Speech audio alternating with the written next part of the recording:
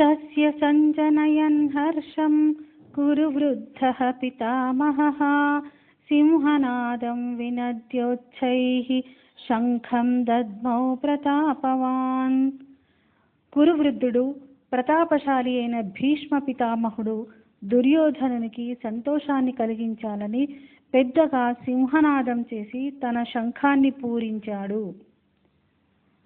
తథా శంఖాశ్చ భేర్యశ్చ పణవానక గోముఖాః సహసైవాభ్యహన్యంత సశబ్దస్తు ములోభవత్.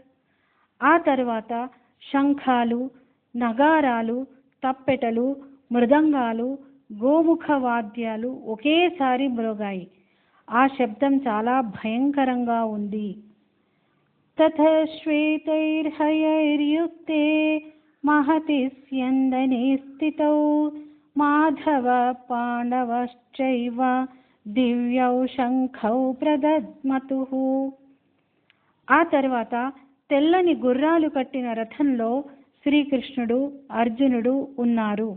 వారు తమ దివ్య శంఖాలను పూరించారు. పాంచజన్యం హృషీకేశో దేవదత్తం ధనంజయః పౌండ్రం దద్మౌ మహాశంఖం భీమకర్మా వృకోదరః. శ్రీకృష్ణుడు పాంచజన్యాన్ని పూరించాడు. అర్జునుడు దేవదత్తం అనే శంఖాన్ని పూరించాడు. అరివీర భయంకరుడైన భీముడు పౌండ్రం అనే గొప్ప శంఖాన్ని పూరించాడు. అనంత విజయం రాజా కుంతీపుత్రో యుధిష్ఠిరః నకులః సహదేవశ్చ సుఘోషమణిపుష్పకౌ. కుంతీపుత్రుడు మహారాజైన యుధిష్ఠిరుడు అనంత విజయం అనే శంఖాన్ని పూరించాడు. నకులుడు సుఘోషాన్ని, సహదేవుడు మణిపుష్పకాన్ని పూరించారు.